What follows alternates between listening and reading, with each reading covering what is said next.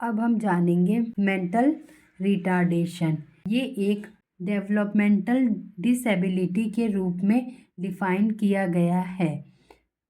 Mental retardation mainly 18 साल से पहले बच्चों में देखी जाती है और ये पर्सन की आईक्यू और एडेप्टिव फंक्शनिंग यानी सीखने की क्षमता में इम्पॉर्टेंट लिमिटेशन के कारण होता है।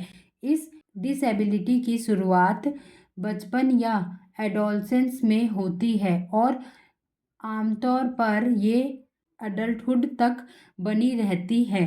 मेंटल रिटार्डेशन को डायग्नोस तब किया जाता है जब किसी पर्सन का इंटेलेक्चुअल फंक्शनिंग लेवल एवरेज से काफ़ी कम होता है और उसके एडेप्टिव स्किल्स में सिग्निफिकेंट इम्पेयरमेंट यानी बाधाएं होती हैं। इंटेलेक्चुअल फंक्शनिंग को आईक्यू यानी इंटेलिजेंस कोशेंट के थ्रू मेज़र किया जाता है और मेंटल रिटार्डेशन वाले पर्सन की आईक्यू आमतौर पर 70 से 75 यानी 70 से 75 के नीचे होती है। एडेप्टिव स्किल्स वो एबिलिटी होती है जो पर्सन को डेली लाइफ में इंडिपेंडेंटली फंक्शन करने में मदद करती है। इसमें इंक्लूड है communication skill, home life skill, use of community resources, health, safety and self direction skills, social skills, academic functioning skills, work related skills. Mental retardation वाले बच्चे नॉर्मल बच्चों के कंपैरिजन में डेवलपमेंटल माइलस्टोन जैसे चलने, बोलने, इन सब में देरी करते हैं। इनके सिम्टम्स जन्म के टाइम से लेकर बाद में भी प्रकट हो सकते हैं, जो इसके कारणों पर निर्भर करता है। हालांकि मेंटल रिटार्डेशन के कुछ केसेस का पता तब तक नहीं चलता जब तक बच्चा स्कूल जाने की उम्र तक नहीं पहुंच जाता। ऐसे बच्चे अक्सर सोशल इंटरेक्शन, कम्युनिकेशन और एकेडमिक फंक्शनिंग में डिफ़िकल्टीज फेस करते हैं। कुछ केसेस में अगर कोई न्यूरोलॉजिकल बीमारियां जैसे मेनिंजाइटिस होती हैं तो कॉग्निटिव इम्पेयरमेंट और एडेप्टिव डिफ़िकल्टीज इमर्ज हो सकती हैं। DSM-4 के अकॉर्डिंग मेंटल रिटार्डेशन को 4 मेजर कैटेगरी में डिवाइड किया गया है। पहला, mild mental retardation. Mental retardation वाले लगभग 85% पर्सन इस कैटेगरी में आते हैं।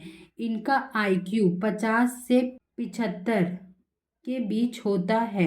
ये 6th क्लास तक एकेडमिक स्किल्स डेवलप कर सकते हैं, कुछ हद तक सेल्फ डिपेंडेंट बन सकते हैं और कुछ केसेस में इंडिपेंडेंटली कम्युनिटी के सपोर्ट से अपना जीवन जीते हैं।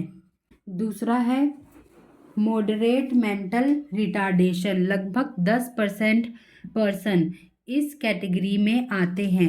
इनका IQ 35 से 55 के बीच होता है। ये लिमिटेड कम्युनिकेशन स्किल्स सीख सकते हैं और कुछ सेल्फ केयर स्किल्स डेवलप कर सकते हैं। इसे मॉडरेट लेवल की निगरानी की ज़रूरत होती है, मतलब ऐसे बच्चों को ज़्यादा देखभाल की ज़रूरत नहीं होती और ग्रुप होम जैसी प्रोटेक्ट सिचुएशन में रह सकते हैं, मतलब अपने घर में सुरक्षित महसूस करते हैं। थर्ड है सीवियर मेंटल रिटार्डेशन। लगभग 3 से 4% लोग इस कैटेगरी में आते हैं। इनका IQ 20 से 40 के बीच होता है। ये केवल बेसिक सेल्फ केयर और कम्युनिकेशन स्किल्स सीख सकते हैं। इन्हें पूरे जीवन में इंटेंस केयर और सपोर्ट की ज़रूरत होती है। फोर्थ है प्रोफाउंड मेंटल रिटार्डेशन।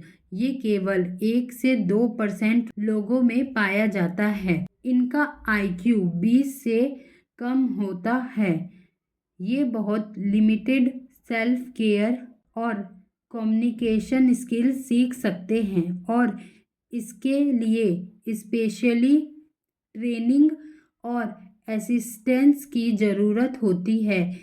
इनके मेंटल रिटार्डेशन का कारण आमतौर पर एक न्यूरोलॉजिकल डिसऑर्डर होता है और इन्हें लाइफ टाइम इंटेंसिव स्ट्रक्चर और सुपरविज़न की ज़रूरत होती है।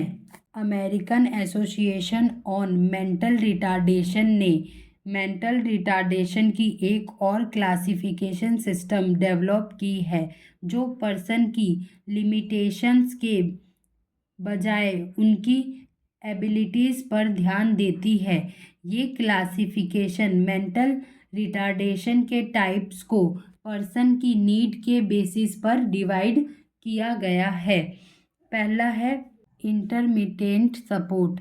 केवल कभी कभी हेल्प की ज़रूरत होती है, जैसे स्ट्रेस के टाइम।